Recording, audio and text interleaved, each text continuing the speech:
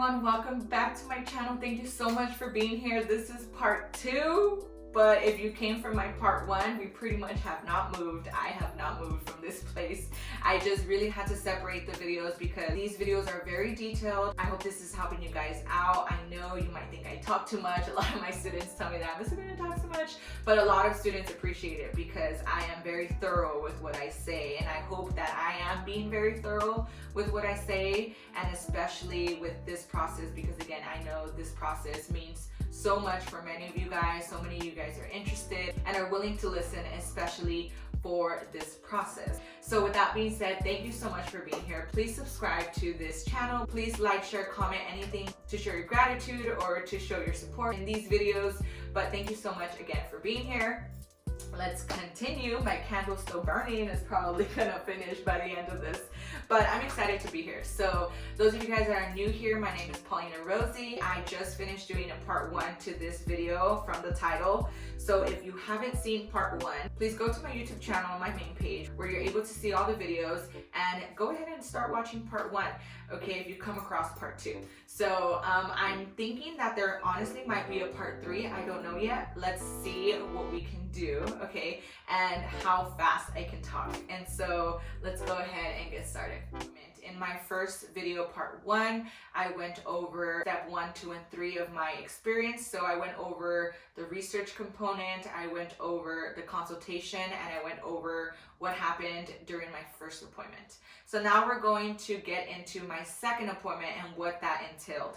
So in my second appointment, it really started being the focus of beginning our applications, okay? So my lawyer and their law firm, they were very on it. They knew exactly what to do, what they needed in our next step, and we got started right away. So in this appointment, both the petitioner and the parents must attend, because later on when I continue explaining this process, you'll see how there's maybe like 1 or 2 appointments where the petitioner can miss or can be there through phone or whatever, right? But this one is really important. So in this appointment, both parents and petitioner need to be present. And so in this appointment, we were super excited. It's our second appointment, but it was technically our first official appointment of getting things started. So what they needed from us were still our original documents that we presented our first appointment, because this time around, they were actually needed. So the first appointment were needed to verify, but in this second appointment, our original documents are needed to fill in the information that derives from those documents. So for example, if they need the original birth certificate from your parents from their country, they're going to go by that birth certificate to fill in their application. So these are a few things that we found in my process that we had no idea, but again, this is why they needed those original documents. So I'm about to share. So in this part, our lawyer was not present. Our official lawyer was not present. It was a lawyer's assistant. And the lawyer's assistant was very professional. She is amazing. And she was able to speak with my parents in Spanish. Well, first of all, the lawyer and the law firm that I went ahead and went with, pretty much everyone spoke Spanish. So that was amazing. And again, my lawyer's assistant for this appointment, immaculate. Her language was great. I mean, I speak Spanish. If I put my mind to it, I can focus and speak Spanish very well, but not like her assistant. Her assistant was like, oh, so good, like she was just awesome. Like all the terms that were on the application, she translated like nothing, and I was stunned. I was like, yes, I am so proud. Like I'm just so proud, of just people, because anywhere you go, one thing that I notice is work ethic. If you are well with your customers, if you work hard, if you are attentive, if you know your language and much more, I think that's really awesome. And I love learning from others, and I love seeing how others are succeeding in their own way. But anyways, again, side tangent. So in this appointment, the lawyer assistant began asking my parents a lot of questions, okay? Because what this appointment is about is starting to fill out your big packet. Remember the packet that I mentioned in part 1? So when you file for residency, you pretty much file with a packet. And I say a packet because the forms that you end up filling are gigantic. So think of it like a book. But 2 huge packets, in this case 2 because I petitioned for my mom and my dad. But the lawyer's assistant that day just began filling out those applications with them. And so things like, first name, middle name, last name, birthday, spouse's birthday, if you're married, if you've been divorced, what is your employer, the address of your employer, how many years have you been in this country, how did you enter the country, things like their parents' information. So like my grandma, my grandpa, from each side, they had to know when it was their birthdays, what was their names. They had to present all the birthdays from their children, right? All the basic information that you can think of, we started. And one thing that happened during my experience was that is really important that you would have never thought would be important are names. This is where you choose what name you want to file under. So for example, let me tell you, they needed an original document from my mom, her birth certificate from her country. Her name is Yolanda, and growing up in her country, everyone called her Yola or Yolanda. Yolanda, that's her name. So everyone called her Yolanda, like that was her name. So when she came to the US, she presented herself everywhere as Yolanda, and her last name, or my dad's last name, Laguna. And so, that was her name. And so when the lawyer's assistant was looking at the birth certificate, she said, are you sure Yolanda's your first name? And my mom's like, yeah, of course. That's the name that I grew up with my entire life. I've had that name since I was a little girl. So yes, that's my first name. And so she said, I don't think so. And my mom was like, what do you mean? And she said, on your birth certificate, if you haven't observed or not, but in very fine print, it says that your first name is actually your middle name, and your middle name is your first name that you go by now. And she was like, what? Like, what are you talking about? My name is Yolanda. And she's like, no, from what I see, your name is Aquilea. And she was like, there's no way. And so one thing is that when you are, again, putting in this application, you have to choose a name that you go by. So she said, okay, do you want to go by Yolanda Aguilea, or do you want to go by Aguilea Yolanda? Because essentially, according to your birth certificate, you have to file under Aguilea Yolanda. And she was like, wait, what? Like, why? And then the lawyer's assistant said, you can choose to file under Yolanda Aguilea, but you're gonna have to go and change your birth certificate. Like, you need to change your birth certificate first in order for you to file under that name. Obviously, that was not going to happen because she was not going to go back to her country to do that. And we, time is of the essence. We didn't want to do that. So she had to file her application and her everything under, her name's switched now. So now she's no longer Yolanda, I mean, she is, but legally now her name is Aquilea. It's not Yolanda anymore. So now it's Aquilea Yolanda. So little things like that will pop up, that they'll see, like, oh, okay, do your birth certificates match? Whatever your birth certificate is in your original has to be the name that you file under. So if you want to change it, you can, but you have to go back and change your birth certificate. So my mom decided not to do that. She decided to stick with her birth certificate name. So that's the name that she chose to file under, and she did that. Fortunately, my dad was good. My dad has always been, his name's Oscar. So, it's always been Oscar, middle name, last name. And he filed under that name. But other than that, they'll make sure, again, that your basic information is correct, that all of your children's information on their birth certificate is correct. That lasted like a good 10-15 minutes because it was just a realization that my mom had, that she was like, what? A realization that we all had, because in my life, I thought that was her first name her entire life. She thought that was her first name her entire life. So she was like, I think she even started crying. She was like, what? Like, how did my mom not tell me this? But again, one thing is that in Mexico, everyone calls you by your middle name, like since day one. So she, I guess she just never bothered looking at her birth certificate, because you grew up thinking that's your first name. So yeah, so that's pretty much what happens. And then your second half of that appointment, or what happened with me, was we started the questions portion. So now from there, once they finalize, the name situation and all the correct basic information that they need in the application when you submit to the government, Then you go into your second part of the application, and all of that are questions that they need from you. These are yes or no questions. This is maybe like an 80 question application, and every single one of those questions matter. And these questions are things like if they've ever been to jail, if they've ever partaken in smuggling drugs and human trafficking, if they've worked here before. They have to answer questions if they've ever had assistance from the government, if they've ever participated in polygamy, if they've ever been a part of a prostitution ring, if they've ever done a crime. These questions are insane, but they're like around 80 questions, and these are super important to know and obviously to answer. So yes or no. And the government, the federal government, and the officers will review every single one of those questions, because every single one of those questions has the potential to influence your approval or not. Okay. The lawyer's assistant pretty much went through each question with my parents, but one thing from that is the jail. One thing I want to talk about that is the jail part. If you are trying to get your papers, if you've gone to jail once, if you had a ticket, a DUI, any of those, the government needs to know, and you need to present your court cases. So that's a whole different story.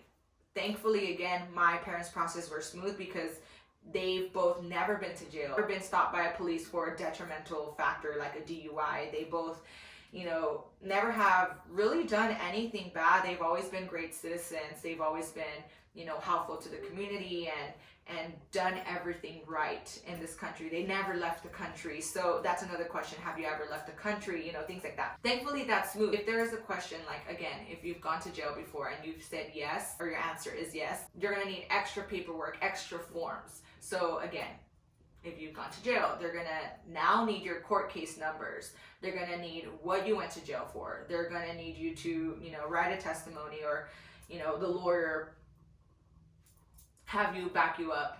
What was the reason for that instance of time that you went to jail? So from there, depending on those questions, it really goes to different areas if you say yes to those factors that are really detrimental. But again, thankfully, my parents, they've never had any of that. And so their application was smooth, which I am very happy about, because again, I know there's so many people out there that unfortunately do go through those things.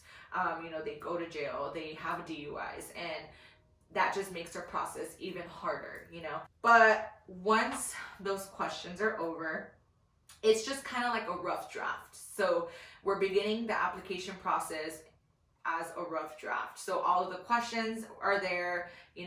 We did this with the lawyer's assistant. So that's just beginning your application process, like the actual filling in of the application. But also during this time, in each application or in each packet, you have information from the petitioner as well. But as a petitioner, my questions were very basic. So for me, it didn't really matter what I've gone through in life. It's more of whether if I made enough money and if I had a stable job. And so, they asked me questions, basic information like, am I married? Am I single? Am I divorced? In my case, I said single. They also ask if you have children, and if you've never had children, then they'll put that. If you have children, then they'll need your children's information. And I think that really actually helps the process, or why that helped me, because I'm not married yet. I'm single in terms of marital status, and also I don't have children. So again, the amount of money that I make to be able to afford the two people at that time is very likely, because again, I'm a single person, I don't have kids. So my income is able to sustain two people if in the case that anything falls over. So they asked me questions like that: if I'm employed, where I'm employed, what's my occupation, all that stuff. That goes in the application as well. And from there, once that rough draft of applications were done, again, this included my mom, my dad, and myself, and the verification of names and what names we were going to be filing under. When they receive their green card, those are the names that will appear, things like that. That is pretty much what concluded this appointment. That's all we did during this appointment, which is a very important appointment. And again, that just concludes our second appointment. Okay, so let's move on to our third appointment. So in total, if you're wondering, we have 5 appointments, okay, and then our last interview date. So for our third appointment, we actually meet back with our lawyer. We're not meeting with our lawyer assistant anymore. We're going back to our lawyer. And at this point, our lawyer had already reviewed the rough draft of the application questions. So she's going to double, triple check that the answers are true to its core. Again, because all of these answers, the federal government will find out eventually no matter what. For example, if you lied in your application that you've never had a DUI, when they're actually approving you and your DUI comes up, then obviously they're going to see that. Maybe that could be an automatic deny, things like that. So you definitely don't want to lie. And the lawyer definitely wants to know what she's getting into and how she can help you at this point, right? And so at this point, our lawyer is going to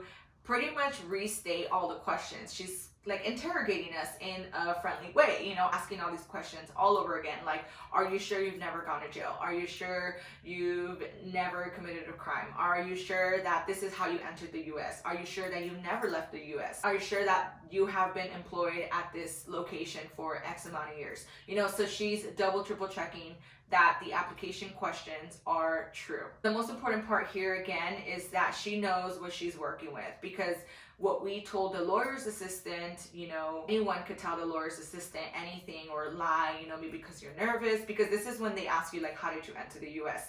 And most people at this point, like most people, I'm assuming they don't lie, but it can be super nerve-wracking. So you can maybe say things incorrectly. So at this point, the lawyer is asking you again and guiding you like, okay, is this how you entered the US? This is what we're gonna say. You know, are you sure that's what happened? Okay, you know, let's do it. I'll help you word it correctly, you know, things like that. And again, she just wants to know what she's working with. For example, if you've ever done anything of the bad questions, then, you know, she has to know. And from there, at that point of the appointment, if there is any red flags, for example, if my parents did go to jail, then at this appointment is where she would tell you what are the next steps. Like, okay, so I see here that you did go to jail, that you do have a DUI. I'm using these as examples. So from there, she'll give you the process of what's going to happen after and the advice for that. But again, in my personal experience, none of that was put on the application. So their process was really smooth. They didn't need any extra information from them. And the reason why I know this is because the lawyer told us this. She said, you know, at this point, if you were to go to jail or if you did, you know, have a court case, like this is where I would need all of that extra information. This would be the time. She also takes a look at all of the original documents again. So on the day of your interview, the last day, the last step where the officers actually review your application, they need to obtain all of those original documents and that they match the application. So that's why the lawyer, again, is constantly looking at the original documents, looking at what we put on the application as well. And speaking with our lawyer assistant in the last appointment, we could have messed up. So at this appointment, you know, it's all about verification at this point, making sure that your questions that are on the application are answered correctly and truthfully. And so that's pretty much what this third appointment was about. It was really quick. We just went in, she verified all of the information, and she went over pretty much the application again with us, which is obviously the most important part, or one of the most important parts of your process. So you do want to make sure that your lawyer meets with you, constantly goes over those application questions. That is what the officers will see when they approve, if they approve your applications, okay? They're judging you off these applications. So you want to make sure, again, that your lawyer is constantly looking over and helping you guys and making sure that your information is correct, okay? And so during this time, again, we're looking at, think of each appointment as a month, because I didn't see my lawyer back to back. Again, my lawyer was very busy, is very busy. Every single lawyer, I'm sure, is very busy. So especially for an immigration process like this. And so at this point, we're like 3-4 months in to our process, right? Appointments will be coming up. And so she'll tell you, like, you know, make sure you're saving up for this money, because the next step or the next few steps is you're not only paying me off, but the next steps is submitting these applications to the federal government. So you need to have the money to be able to submit these applications or these packets. It seems like a long time because, you know, you're doing it through months right, seeing your lawyer, but that time comes around pretty quickly. So I would highly recommend that you start saving up money and that you at least have the packet money during this time, because in the next appointment you will be paying the packet costs, because in the next appointment you will be submitting those applications to the government through mail. It's all old school. So, you will be submitting those. So you want to make sure that you have anywhere between 5,500, and this is in full, okay? This is no exception. There's no payment plan for this one.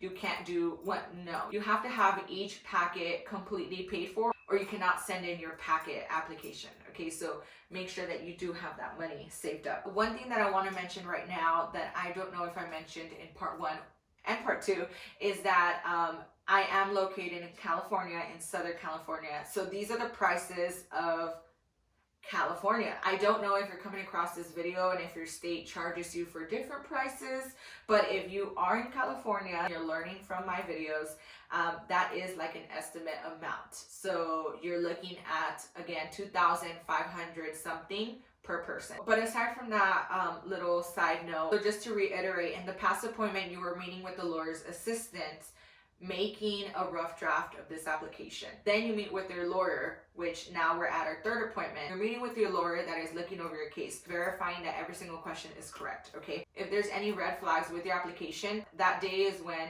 they'll let you know what you need for extra support of documents, or if you're good to go to submit, okay? As mentioned, because my parents' circumstances was very great, so because of that, our next appointment was eligible for submission. So with that being said, let's go ahead and move on to the next appointment. And so once we've done our final draft of our application, as mentioned, we were ready to submit. So at our fourth appointment, I did not meet with my lawyer, my actual lawyer. I went ahead and met with the lawyer's assistant once again. But she is the one that helped us submit our packet, because again, she's a lawyer's assistant, but she is very professional in what she does. She knows exactly what she needs to do. She has a bunch of experience. So again, at that point, my lawyer's team, great. They, again, knew exactly what to do. They don't need extra verification from the lawyer. If they do, we don't have to be present. But, this next appointment was all about submitting. Right before our fourth appointment, another month had passed. Prior to coming to this appointment, they called us and they let us know, like, hey, make sure that you have the money to be able to submit your applications. And they told us what we need. So things that we needed to come in with were our original documents once again, but this time they were going to hold them because they're going to make copies of all of the original documents. Because when you submit your application or your packet, you're submitting your application attached with copies of your originals, okay? You're not submitting your originals, you're only submitting copies. The day of the interview, which we're getting closer to of me explaining, you'll need to present your original documents plus your copies, okay?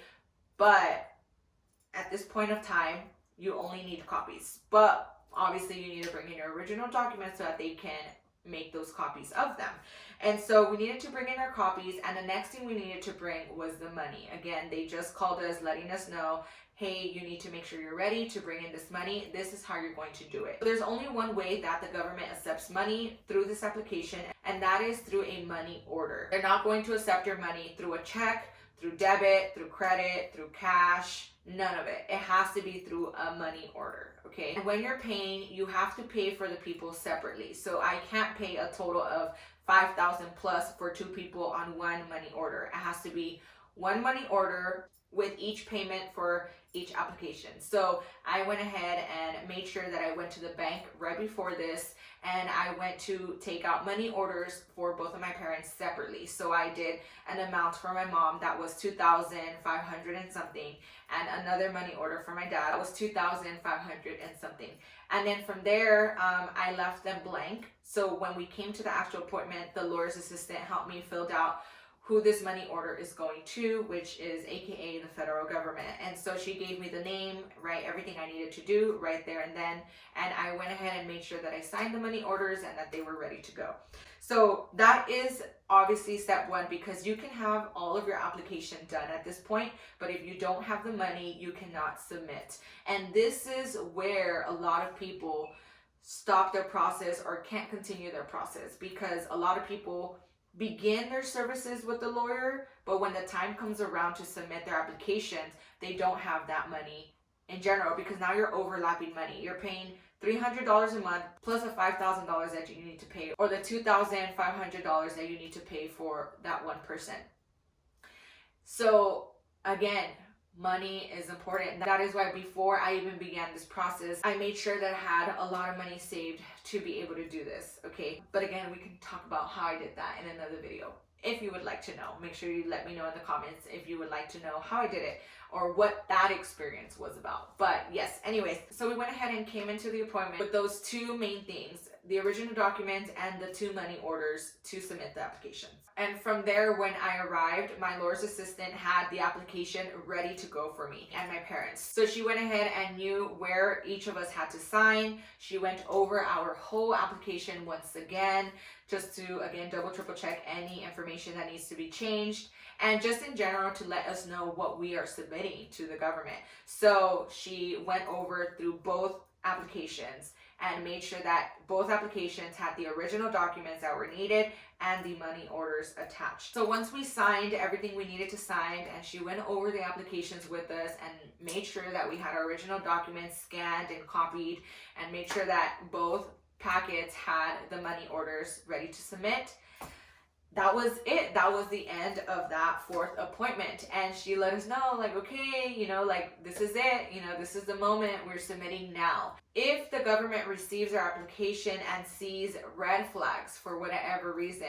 our lawyer's assistant told us they would send us a notification back through mail letting us know, like, we need this, we need that, or extra information or extra support. But if all goes well, the next thing that would come in the mail would be your interview date, okay? So once you submit your application, if all goes well with your application, again, there's no red flags, there's nothing that needs to be extra supported or extra verified, then at that point, the next thing you will be receiving is your interview date, which is the final step of the entire process.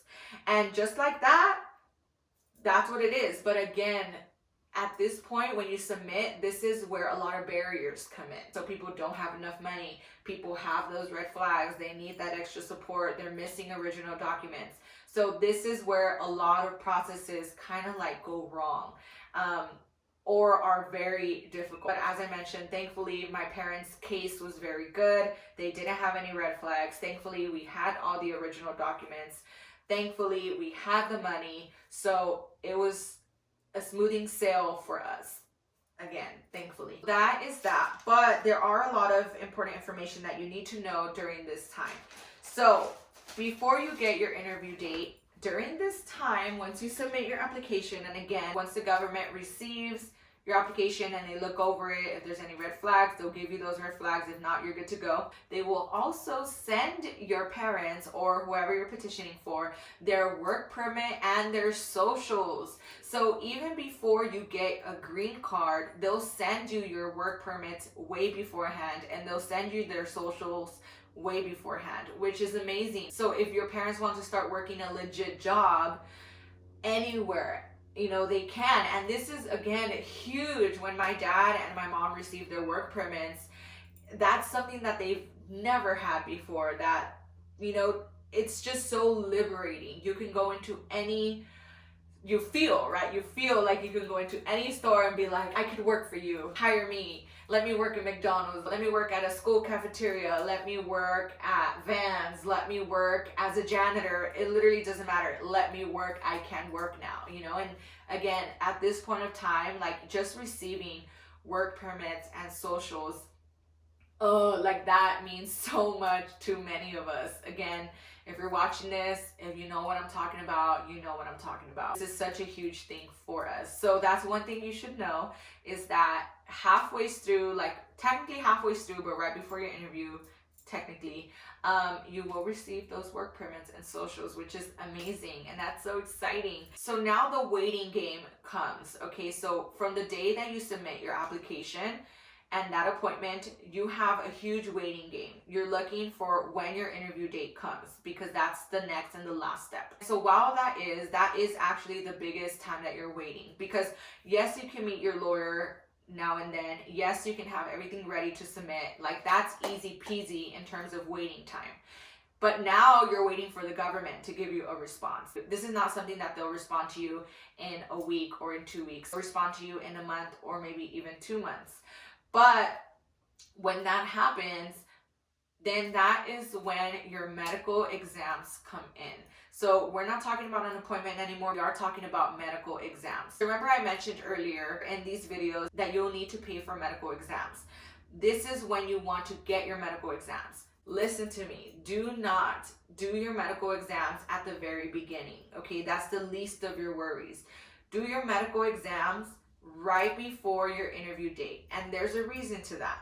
Because the day of your interview date, your medical exam has to be within 60 days of validation. If you take your medical exams and you present those medical exams and they're past 60 days from your interview date, they are ineligible and they will not accept those medical exams. They'll have you go back and do another medical exam, and that is not refundable. You're going to have to pay another $400, $500, however much you pay for those medical exams all over again.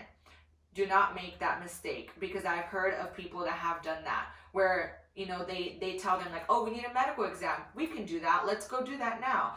They do that, and then let's say they get their interview date, God knows when, maybe in a year from now, in 5 months from now, and even 3 months from now, then they'll realize that those medical exams aren't even valid anymore. Okay, so my biggest tip right now, sharing my experience in this time, is to do your medical exams when you receive your interview date. Like, you know when your interview date is.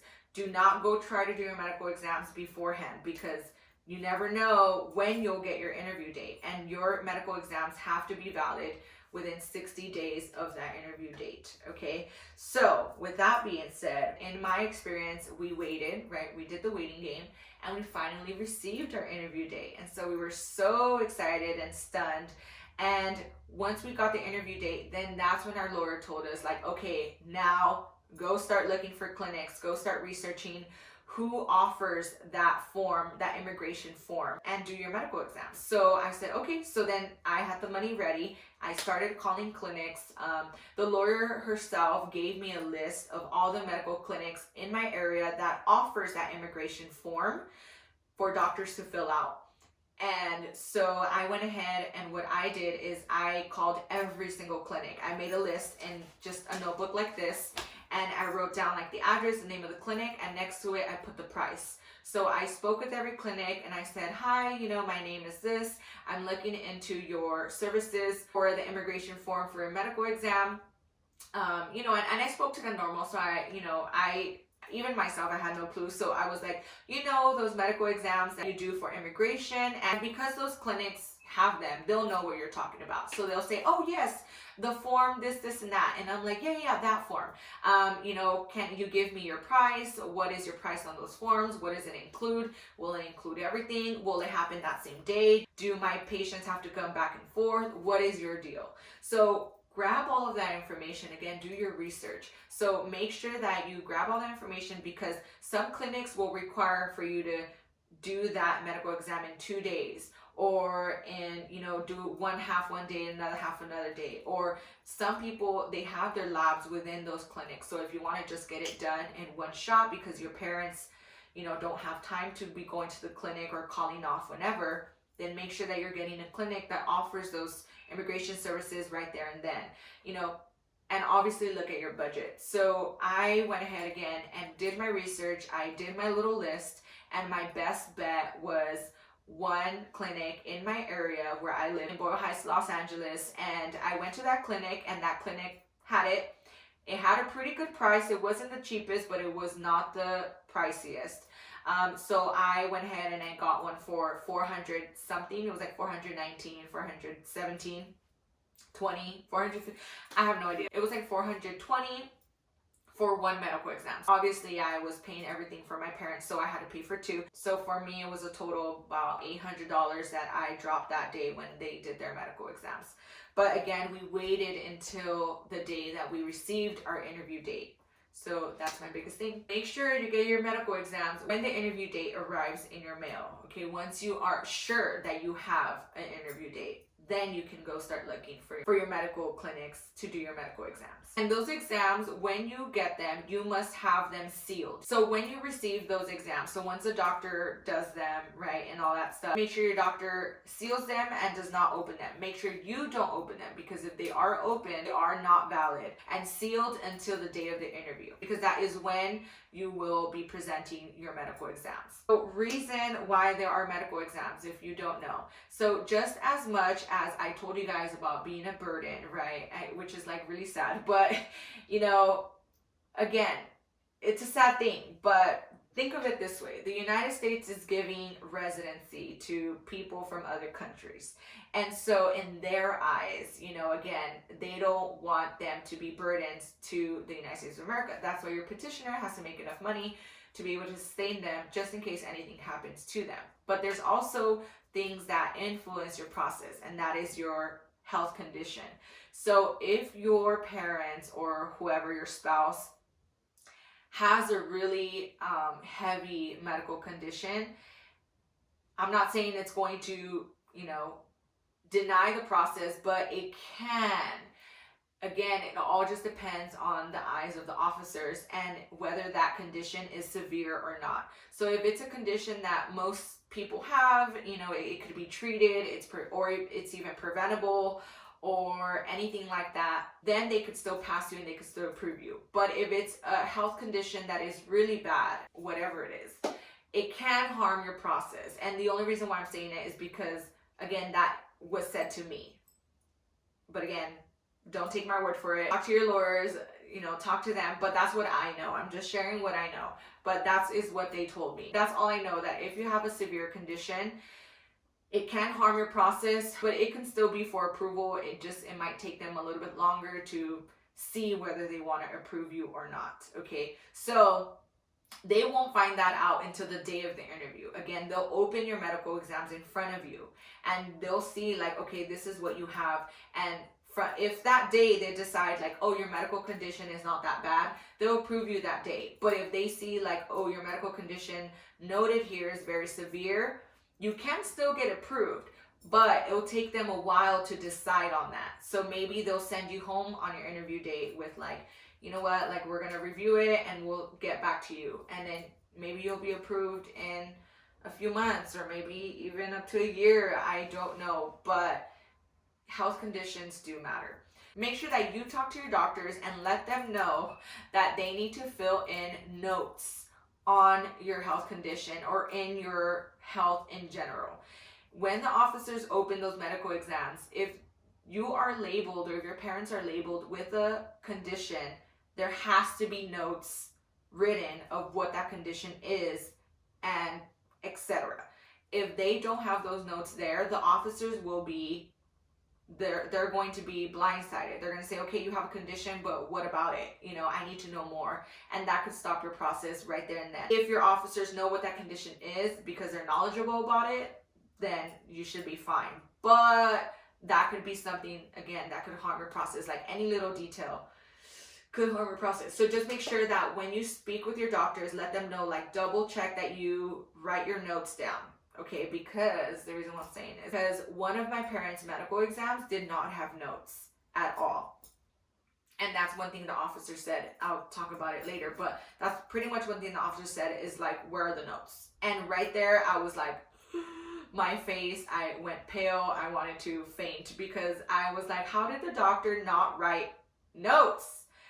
But thankfully, I prayed to the Lord. Thankfully, the officer was knowledgeable of that condition, which is not even a severe condition, and has had many people come in with that condition. They knew what it's about and all that stuff, so they passed it. But if you have a severe condition and your doctor does not write about it, right there and then they could say, you know what, we're going to have to review this. We're going to have to stop here and give you your approval later on.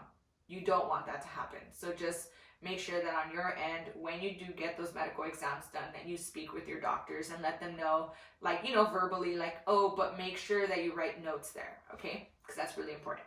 Okay, so with that being said, I'm going to stop this video right here. This is part 2 of my process of how I was able to fix my parents' papers and me sharing my experience.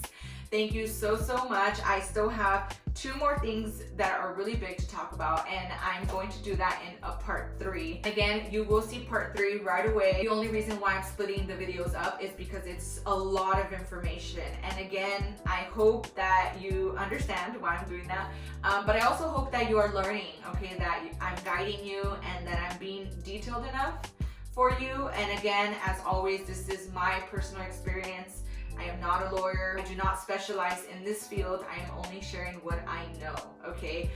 Please do research in your own area. Please make sure you reach out to your own lawyers, to your own local lawyers. Make sure you're just reaching out to your own people if you can, and using my experience as, you know, an idea of how you can start. And I hope that I'm helping you this far, because many of you might undergo the same process, okay?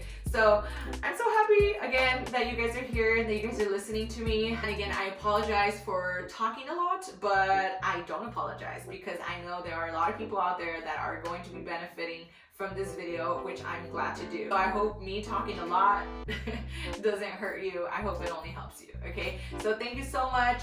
Please don't forget to subscribe to my channel. Follow me on my social medias. I did not mention that in my other video. Make sure you follow me at Paulina Rosie. Follow me at Paulina Rosie Teaches if you're interested in my teacher life.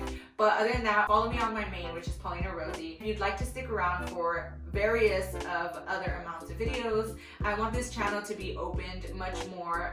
Again, I've never been this open with my channel, only because I've always been fearful of it, but I'm motivating myself and I'm challenging myself to share my stories with many of you guys, because I know there are so many of you guys out there that are or were in my shoes, and why not help each other out, okay? If I can help someone out, if I'm at least helping out one person, then that's all that matters, and my heart goes out to you guys.